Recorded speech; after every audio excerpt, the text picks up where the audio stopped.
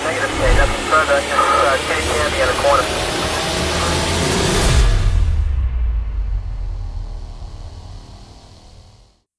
A common statement among the loved ones of the victims of crimes that become cold cases is that they thought the cases would never be solved.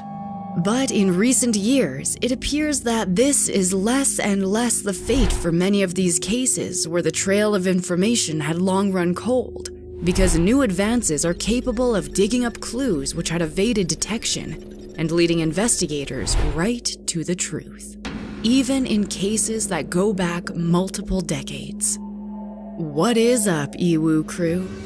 Over the past few years, more cold cases than ever are finally being solved, bringing relief and closure to the bereaved families.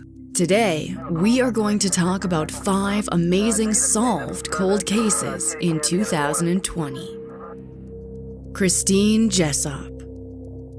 One of Canada's most notorious and troubling cold cases was finally solved in 2020. The case of Christine Jessop rocked the country as a whole, leaving many parents disturbed and terrified after the 9-year-old's fate became public knowledge. Today, however, the infamous case has a conclusion, but it is one that leaves many feeling that true justice will never be served. On October 3rd, 1984, Christine Jessop was kidnapped from her home in Queensville, near the Greater Toronto Area. Christine's mother and older brother, Kenny, left Christine at home on her own when they traveled to visit her father, Bob, where he was in custody at a detention center. As Christine was only 9, her mother had deemed that she was too young to see her father behind bars and to be exposed to the other inmates of the detention center. But later that day, they returned home to find that Christine was missing. When she couldn't be found, her mother called the police saying that her daughter had been taken. Once the police were notified about the abduction, searches were organized, and much of the community rallied together to find the little girl. Sadly, no trace of her could be found for months, but still, her family didn't give up hope.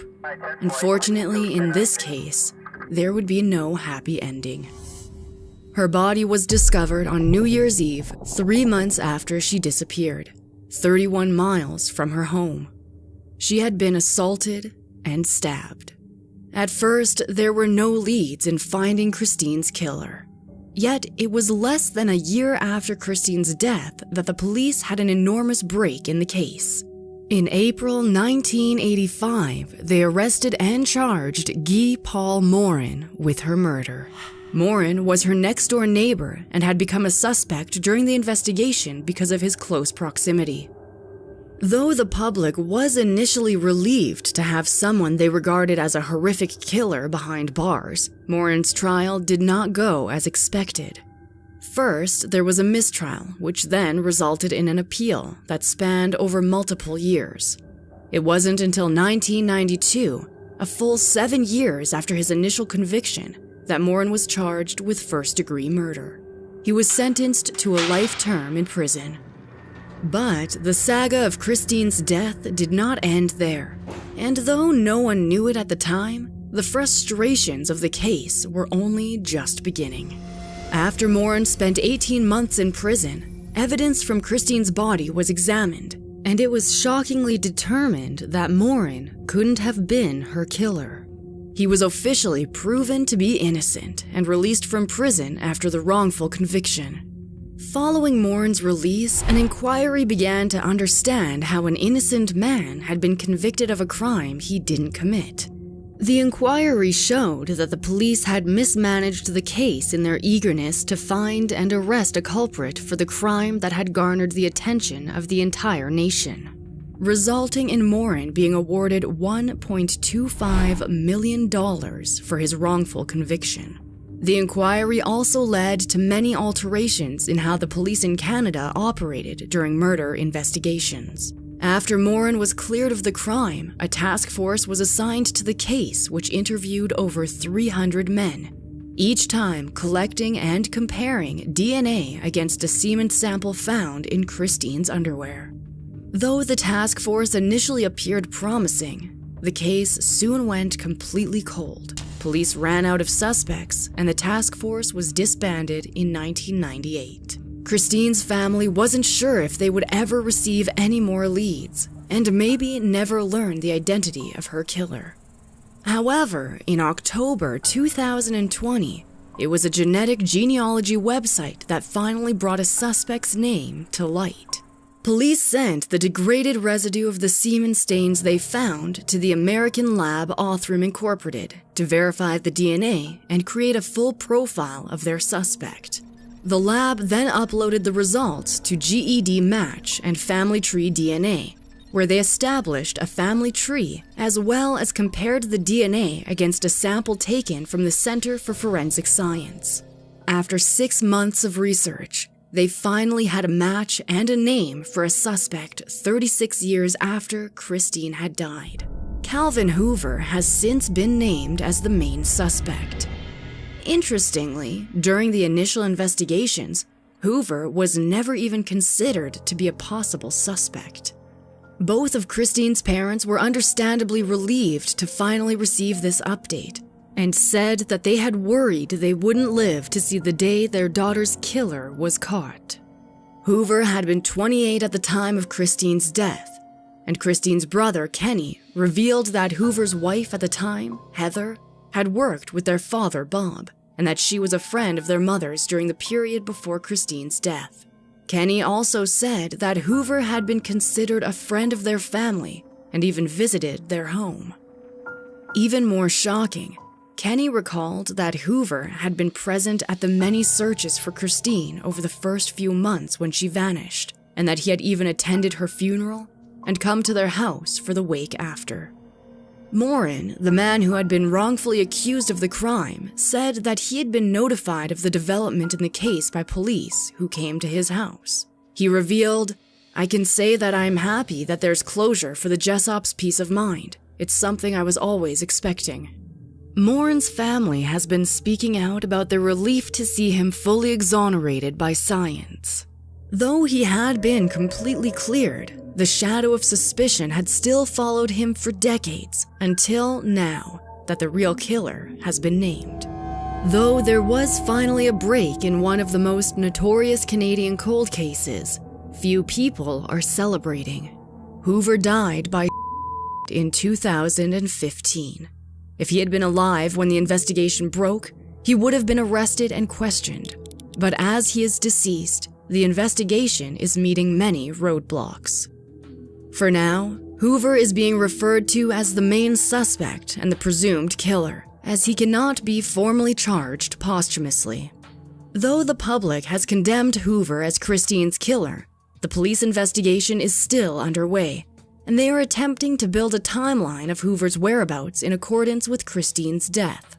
There are many questions that are still left unanswered, though the case is finally closer to being concluded. Detective Steve Smith from the Homicide Cold Case Unit has said that the investigation has actually really kicked into full steam now. Police are now looking into the details of Hoover's life over these past 3 decades, and specifically trying to find any other possible victims, as they are not ruling out the chance that he could have been involved in other crimes. The investigation has also revealed that they have been flooded with tips. Hoover's own family, his ex-wife Heather, and their sons have been cooperating as best they can with the police, though they themselves were shocked and devastated with the news. They have provided help with everything the police have asked of them. Bob Jessop, Christine's father, spoke out recently and said that he doesn't really remember Hoover or how he was involved in their lives, saying, "It seems to me that he must have had some reason for it. I can't figure it out. What would it have been? I really don't know." The conclusion of this case may bring some closure to Christine's family, as they now know the name of her killer, but they may never receive some of the answers they desperately want, nor see justice fully served in the sense of Hoover having to acknowledge his crimes and face the consequences. Carla Jan Walker. One of Texas's oldest cold cases was solved in 2020. For 46 years, the shocking death of Carla Jan Walker was left unsolved. February 16, 1974 was a day of celebration and joy that took a shocking and tragic turn. 17-year-old Carla Walker, a popular cheerleader, was getting ready for the Valentine's Day dance at her high school in Fort Worth, Texas. Described by many to be an outgoing spitfire, her family was excited to see her off with her date, her boyfriend, Rodney. Rodney McCoy was a year older than Carla, and as he was the football team's quarterback, the two of them made the perfect high school couple. They apparently had a great time at the school dance where they met up with friends. Though the dance was supervised, the couple reportedly managed to sneak a few sips from a flask, and each smoked what was reported to be a small amount of pot. Though they were having fun, the couple left the dance early to get food with their friends at a local eatery.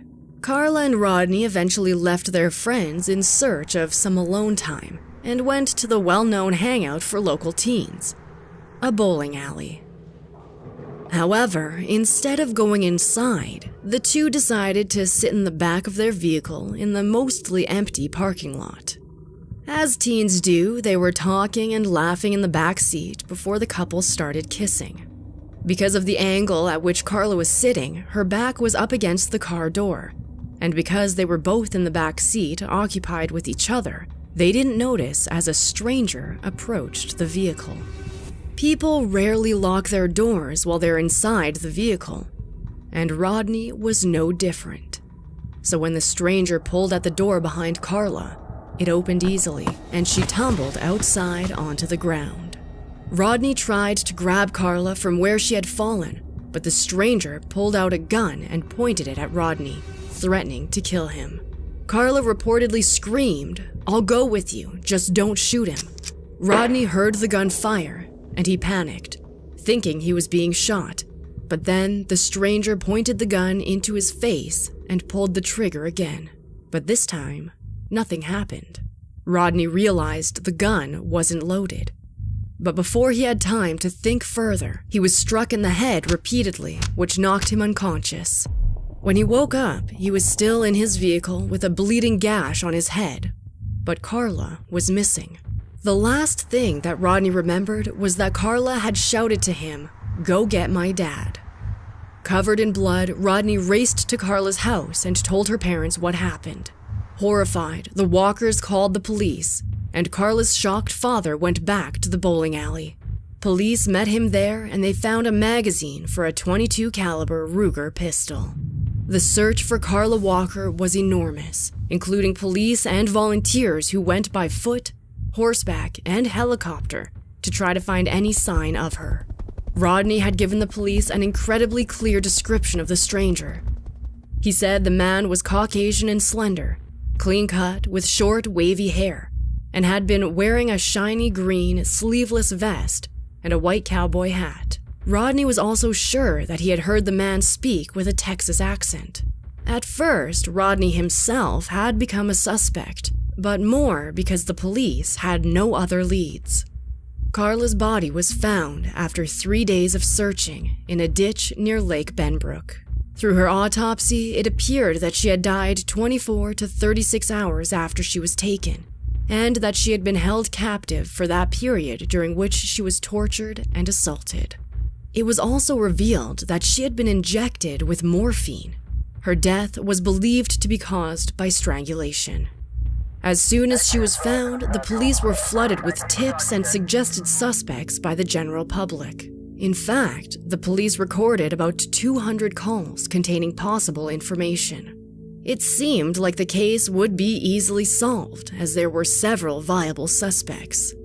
One suspect who caught the police's attention was Glenn Samuel McCurley, who lived less than a mile from the bowling alley, was off work from his truck driving job, and didn't have anyone to vouch for his alibi because his wife was away the night Carla was taken. McCurley had become a person of interest when he bought bullets for a gun matching the magazine found in the parking lot where Carla was abducted. When police asked to see his gun, he said that it had been stolen around the time that Carla was taken. and that he never reported it because he had a criminal record from a previous car theft.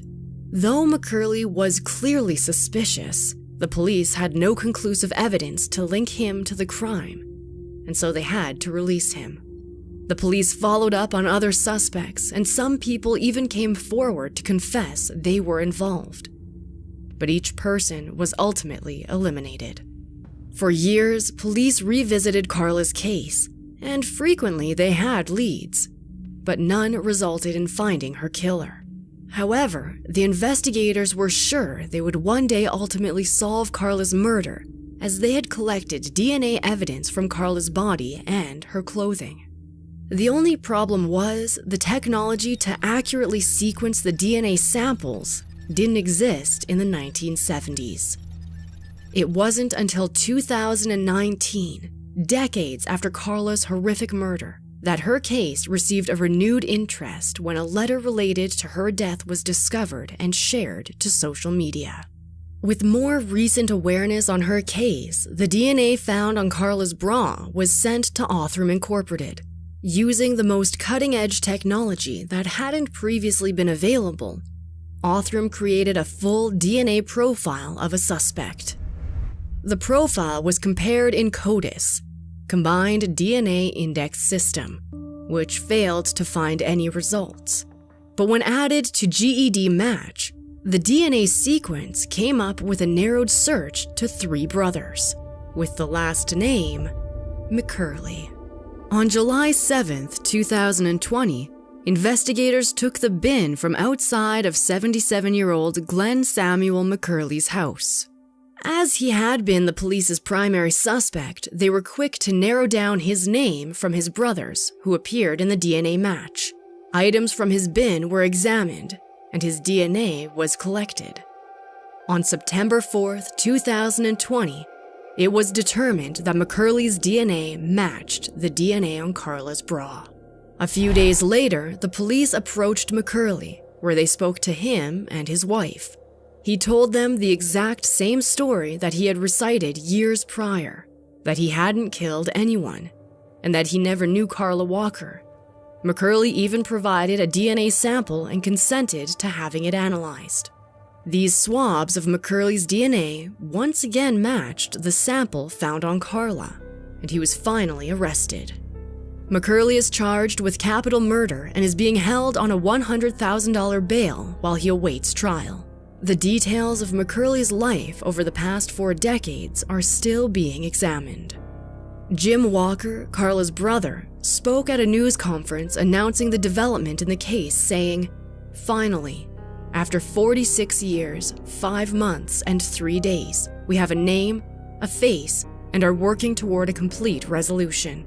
Though Jim says they are praying for McCurley's family, he wants to see full justice served in his sister's death. However, Carla's case took a dramatic turn when McCurley spoke from prison. No longer denying having anything to do with Carla's death, McCurley is now claiming that he saved her. In an interview, McCurley explained that he had been heavily drinking the night he randomly came across Carla and her boyfriend in the parking lot of the bowling alley. McCurley alleged, quote, "He was hitting on her, and I was drinking beer in the parking lot. And I saw him. He was screaming, and I went over there and opened the door and knocked him off of her.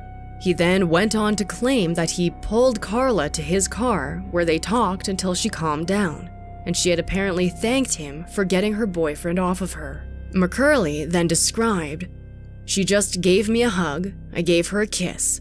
I mistook her for something else. I didn't mean to do it." He refused to explain anything more about Carla's murder, but many people are looking at his statement with skepticism.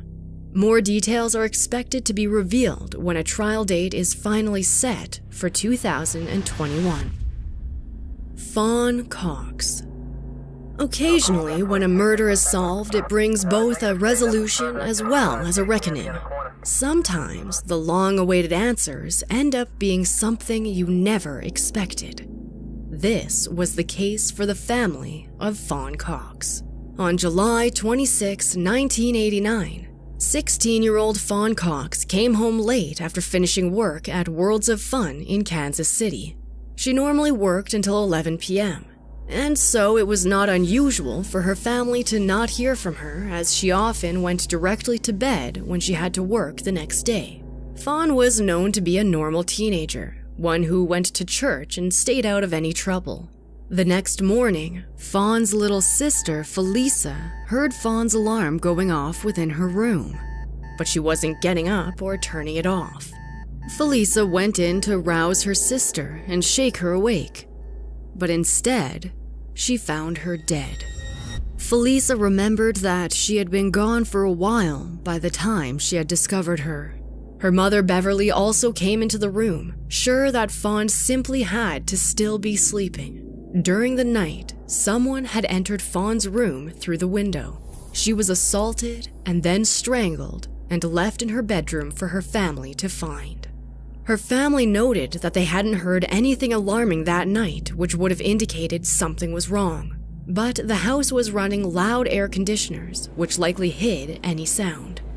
Although they did recall hearing the dog barking that night, which sounded as though it was agitated, but because the animal was pregnant, it was explained away.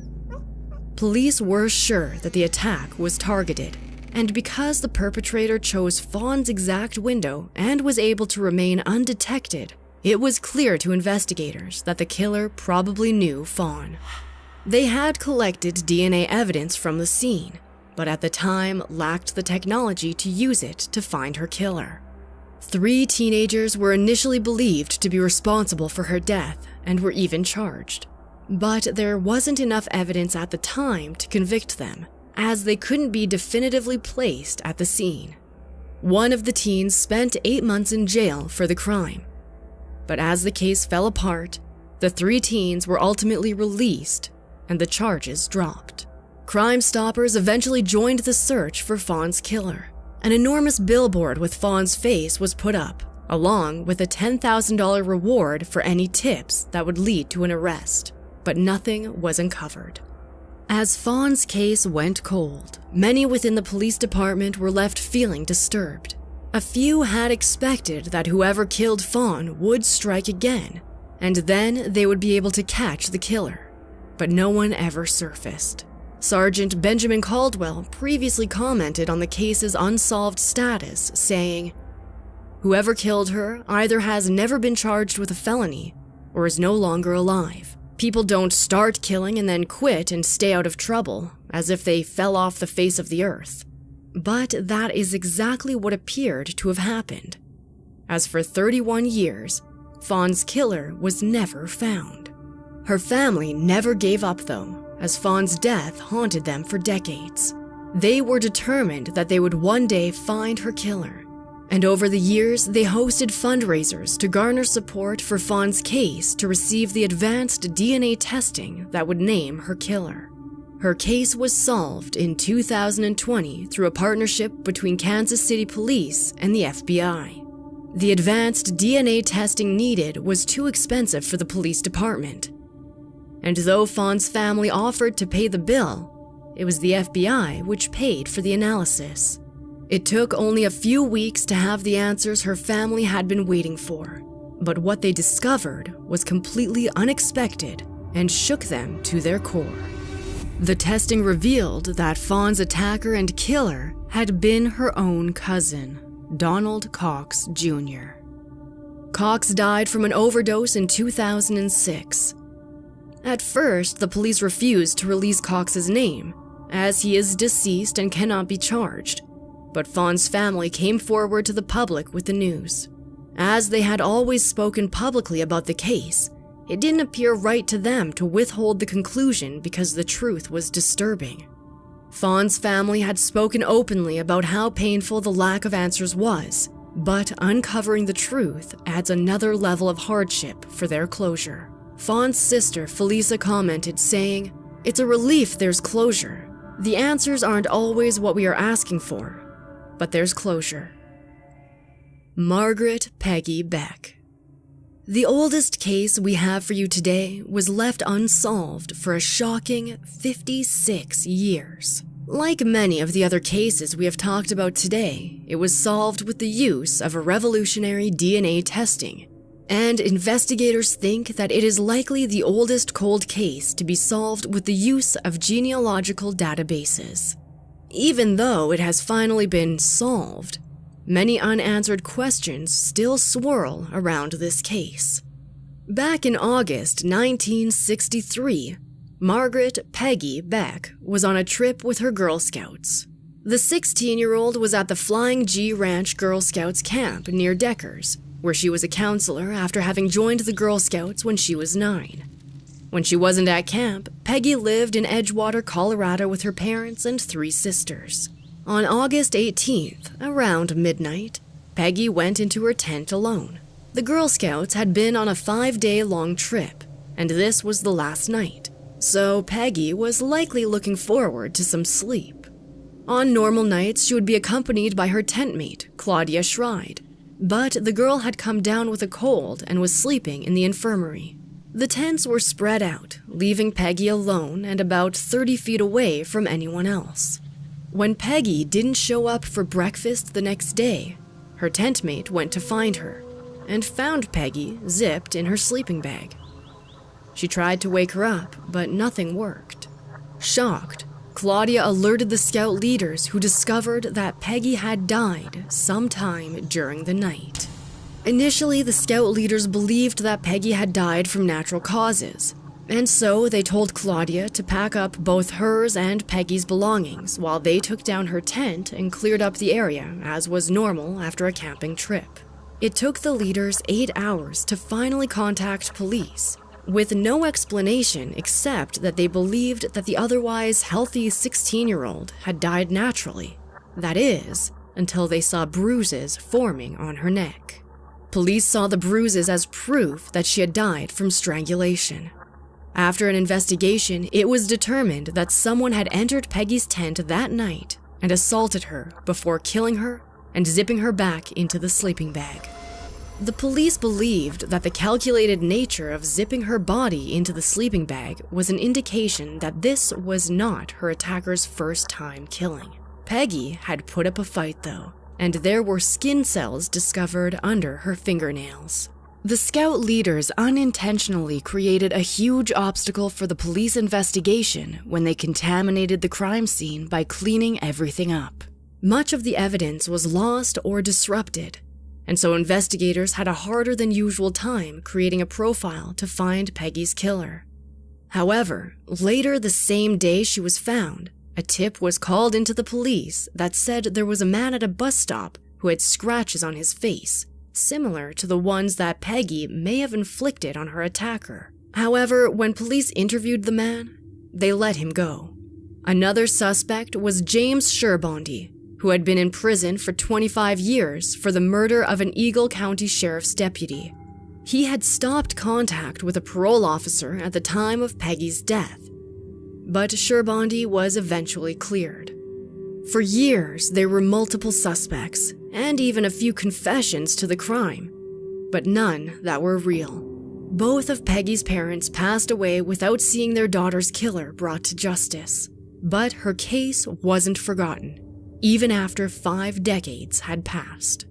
So, by 2007, when technology was able to accurately create a profile from the skin cells originally collected from under Peggy's fingernails, investigators opened her case again. The DNA profile was placed in CODIS, but it didn't find a match. However, the case was once again revisited in 2019, when a complete profile could be created. And this time, it pointed to a family. Police believed that their suspect had to be related to the family, and so they were contacted. The family cooperated to provide DNA samples to help pinpoint the killer. In 2020, 56 years after the crime, the police had a name: James Raymond Taylor. Taylor would have been in his early 20s at the time of Peggy's death. He worked as a TV and radio repairman, and he lived in Edgewater.